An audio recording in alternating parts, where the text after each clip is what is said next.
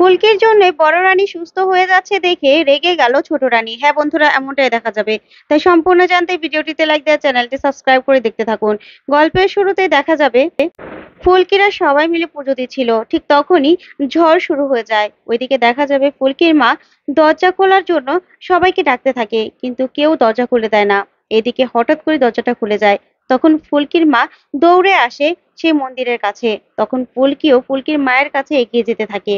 তারপরে ফুলকির মা ফুলকির দিকে হাত বাড়িয়ে দিলে ফুলকিও হাত বাড়িয়ে দেয়। তখনই সেখানে সেই বড় রানীর গার্ডরা চলে আসে, এসে বড় রানীকে ধরে সেখান থেকে নিয়ে যায়। তখনই দেখা যাবে আদিত্যর বাবা সবাইকে বলে, এটা হলো আমার বৌদি। আসলে দাদা শিকারে গিয়ে মারা গিয়েছিল, তারপর থেকেই না বৌদির মাথাটা কেমন যেন হয়ে গেছে। সে একদম নিজেকে কন্ট্রোল করতে পারে না। তখন রোহিত বলে, আচ্ছা তাহলে তো ওনাকে ডক্টর দেখানো হয়, তাই তো? ডক্টর কি বলেছে? তখনই আর আদিত্যর বাবা কিছুই বলতে পারে না। তখন আদিত্যর বাবা বলে, আসলে আমার স্ত্রী আশা, আশা রানী, সে সব দায়িত্ব নিয়েছে বৌদির, আর সেই সবকিছু করে। আর তাছাড়া দুজন মানুষও রাখা হয়েছে, তারপরেও কিছুতেই বৌদিকে সামলানো যাচ্ছে না। তখন আদিত্য বলে, হ্যাঁ, আমার মা তো এমনকি বিদেশ থেকেও ডক্টর আনাতে চেয়েছিল, আর এখানে যে ডক্টরের কথা শোনে তার কাছেই ছুটে যায়, কিন্তু কোনো সুরাহা হচ্ছে না। এখানে বড় মায়ের কোনো রকম কোনো ঠিকই সম্ভাবনা নেই ঠিক হওয়ার। তখন রোহিত বলে, তারপরেও সবসময় তো একটা রুটিন মাফিক চেক আপ তো করানো দরকার, সেটা তো করানো হয়। তখন আদিত্য বলে, হ্যাঁ করানো হয় তো, কিন্তু যতই সুস্থ করার চেষ্টা হচ্ছে না কেন, কিছুতে সুস্থ হয়ে উঠছে না। তারপরে ছোট রানী বলে, যাক, অনেক কথা হয়েছে, এবার এবার চলুন, আপনারা ভিতরে চলুন। আর ওইদিকেই মাস্টার মশাই বলে, হ্যাঁ তাই তো, ভিতরে তো যাব। তখন ছোট রানী বলে, আচ্ছা ধানসিঁড়ি, তুমি বরং আদিত্যর সঙ্গে একটু একান্ত কথা বলে নাও, আর তোমরাও যাও না ওদের সঙ্গে ছাদে। তখন রোহিত আর ফুলকিকে আদিত্য আর ধানসিঁড়ির সঙ্গে পাঠায়। আর ওইদিকে তমাল আর প্রিয়া চলে যায় ইন্দ্রর সঙ্গে পুরো রাজবাড়িটা ঘুরে দেখার জন্য। আর বড়রা সবাই চলে যায় বসার ঘরে। তারপরে দেখা যাবে ধানু আর আদিত্য কথা বলতে থাকে। তখন ধানু বলে, আচ্ছা বিয়ের পরে কি আমি প্র্যাকটিসটা চালিয়ে যেতে পারবো? তখন আদিত্য বলে, হ্যাঁ অবশ্যই, আমার কোনো আপত্তি নেই। আর মায়েরও মনে হয় না এতে কোনো আপত্তি থাকতে পারে, কারণ আমাদেরও এরকম অনেক কাগজপত্র আছে যেগুলো আপনি দেখতে পারবেন। তখন তো ধানসিঁড়ি খুব খুশি হয়ে যায়। তখন ফুলকি সেখানে আসে, এসেই বলে, ধানু দিদি, আর কতক্ষণ লাগবে তোমার কথা বলতে? চলো, আমাদের যেতে হবে তো। তখন রোহিত আসে, এসেই বলে, আদিত্য, আমি রোহিত রায় চৌধুরী, ধানসিঁড়ির বড় দাদা। তখন আদিত্য রোহিতের সঙ্গে কথা বলতে থাকে। তখন রোহিত বলে, তোমার সঙ্গে আমার একটু পার্সোনালি কথা ছিল। তারপরে রোহিত আর আদিত্য কথা বলতে থাকে। তখনই ধানু ফুলকিকে বলে, ফুলকি, আমার না আদিত্য কুমারকে খুব পছন্দ হয়েছে। তখন ফুলকি বলে, সত্যি? তাহলে বড়দের সবাইকে বলে দেই। তখন ধানু বলে, হ্যাঁ। এই বলে ধানু দৌড়ে যেতে লাগলে তখন তমালদের সামনে পড়ে। আর তমাল বলে, দাঁড়া দাঁড়া, কি হয়েছে? এরকম করে দৌড়াচ্ছিস কেন? তখন ফুলকি বলে, না, এমনিতেই। কিন্তু স্যার যে কি কথা বলছে কে জানে। তারপরেই তমাল বলে, তাই তো ফুলকি, কি কথা বলছে রোহিত আবার? তারপর ফুলকি বলে, দাঁড়া আমি শোনার চেষ্টা করছি। তখনই ফুলকি সামনে এসে কান পাতে। তখন রোহিত আসলে আদিত্য কুমারকে বলতে থাকে, আচ্ছা আদিত্য, ধানসিঁড়ি নিজের পড়াশোনাটা কন্টিনিউ করতে পারবে তো? তখন আদিত্য বলে, আসলে ধানসিঁড়িও আমাকে এ কথাটাই জিজ্ঞাসা করছিল। হ্যাঁ, উনি পড়ালেখা কেন করতে পারবে না? আর আমার মাও মনে হয় না এতে কোনো অমত করবে। আমার মাও চাইবেন উনি পড়াশোনা কন্টিনিউ করুক। তখন এই কথা শুনে রোহিত খুব খুশি হয়। তারপরে আদিত্যর সঙ্গে কথা বলে রোহিত খুব খুশি হয়ে যায়।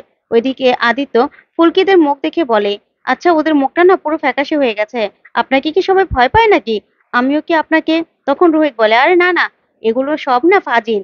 আর এগুলো সর্দারকে জানো, ওই পুচকি পুচকি ফুলকি দাস। তখন আদিত্য হাসতে থাকে।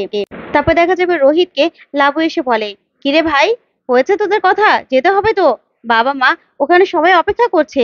তখনই রোহিত বলে, হ্যাঁ হ্যাঁ, কথা হয়ে গেছে। তারপর রোহিত ফুলকির কাছে গেলে ফুলকি রোহিতকে বলে, কি স্যার, আদিত্য কুমার পাশ করেছে তো? তখন রোহিত খুশি হয়ে হ্যাঁ বললে সবাই খুব খুশি হয়ে যায়। তারপর লাবু বলে, চল চল, এবার নিচে যেতে হবে তো।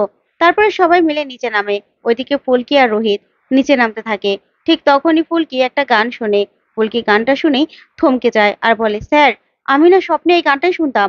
তখন রোহিত বলে, কি বলছো ফুলকি, স্বপ্নে তুমি এই গানটা শুনতে মানে? তখন ফুলকি বলে, হ্যাঁ, স্বপ্নে না আমি এই গানটাই শুনেছিলাম। তখন রোহিত বলে, ফুলকি, এরকম গান তো সবাই শুনে। তখন ফুলকি বলে, না স্যার, এই গানটা কোথায়, কে গাইছে, কে গাইছে? চলুন না, আপনি আর আমি যাই।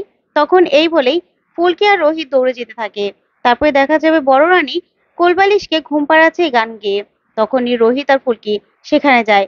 তখন ফুলকি বড় রানীর কাছে গেলে বড় রানী ফুলকিকে দেখে তাকিয়ে থাকে। তখন ফুলকিও বড় রানীর কাছে যায় আর গেলেই তখন বড় রানী ফুলকির দিকে হাতটা এগিয়ে দেয়। তারপরে ফুলকি বলে, আপনি আপনি এই গানটা কি করে গাইছেন? আমি তো স্বপ্নে এই গানটা শুনেছিলাম। তখন বড় রানী বলে, সত্যি তুমি এই গানটা শুনেছিলে? তখন ফুলকি বলে, হ্যাঁ, আমি তো এই গানটাই শুনেছিলাম।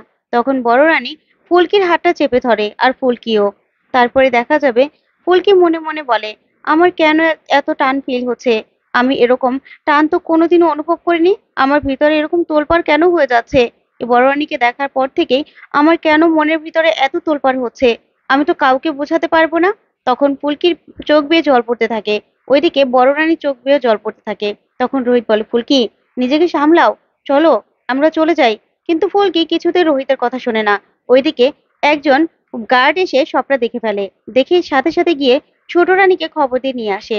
তখন ছোট রানী ফুলকিকে আর বড় রানীকে কাছাকাছি দেখে রেগে যায়। তারপর ফুলকির কাছে আসে, এসেই বলে, দিদি ছেড়ে দাও, ওকে ছেড়ে দাও।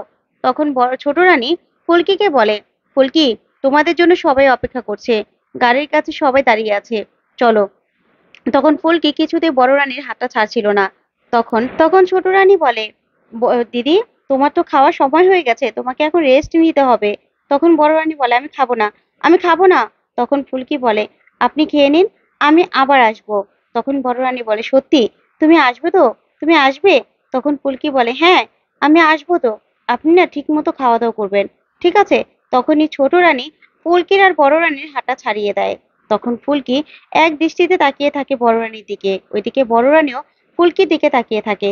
তখনই ছোট রানী বলে, আসলে ওনার না কিছুতেই কোনো কিছু ঠিক হচ্ছে না, কখন যে কি করে বোঝাই যায় না। তোমরা চলো, বাইরে তোমাদের জন্য সবাই অপেক্ষা করছে। তখনই দেখা যাবে ছোট রানী বেরিয়ে গেলে ফুলকি আবারও বড় রানীর কাছে আসে। আসলেই বড় রানী বলে, তুমি চলে যাচ্ছ? চলে যাচ্ছ তুমি? তখন ফুলকি বলে, হ্যাঁ আমি চলে যাচ্ছি, কিন্তু আমি না আবার আসবো। তখন রোহিত বলে, ফুলকি তুমি যাবে? চলো, চলো আমাদের দেরি হয়ে যাচ্ছে, সবাই আমাদের জন্য অপেক্ষা করছে তো। তখন ফুলকি মনে মনে বলে, কেন আমার এরকম ফিল হচ্ছে? কেন আমার যেতে ইচ্ছে করছে না? আমার যেই মা আমাকে রেখে চলে গেছে, যাকে আমি কোনোদিনও দেখিনি, তার কথা আমার কেন মনে পড়ছে এত? কেন ওনার জন্য এত মন থেকে টান হচ্ছে আমার? কেন হচ্ছে? আমার কেন ওনার জন্য এত কষ্ট হচ্ছে? কেন কষ্ট হচ্ছে? না না, তাহলে সম্বন্ধটা এ বাড়িতে হলে আমাদের তো এই বাড়িতে যাওয়া আসা লেগেই থাকবে। তাহলে কি এই বড় রানীকে আমি আবারও দেখতে পাবো? দেখতে পাবো? তখন এই কথা ভেবেই ফুলকি আস্তে আস্তে হেঁটে চলে যেতে লাগে। এদিকে বড় রানী ফুলকে যাওয়া দিকে তাকিয়ে থাকে। তখন ফুলকি চোখ বেয়ে জল পড়তে থাকে আর বলতে থাকে, কেন আমার যেতে ইচ্ছে করছে না, কেন যেতে ইচ্ছে করছে না? তখন এইভাবে ফুলকি খুব কষ্ট পায়। তো বন্ধুরা, আজকের আপডেটটি কেমন লাগলো কমেন্ট করে জানাও। ধন্যবাদ।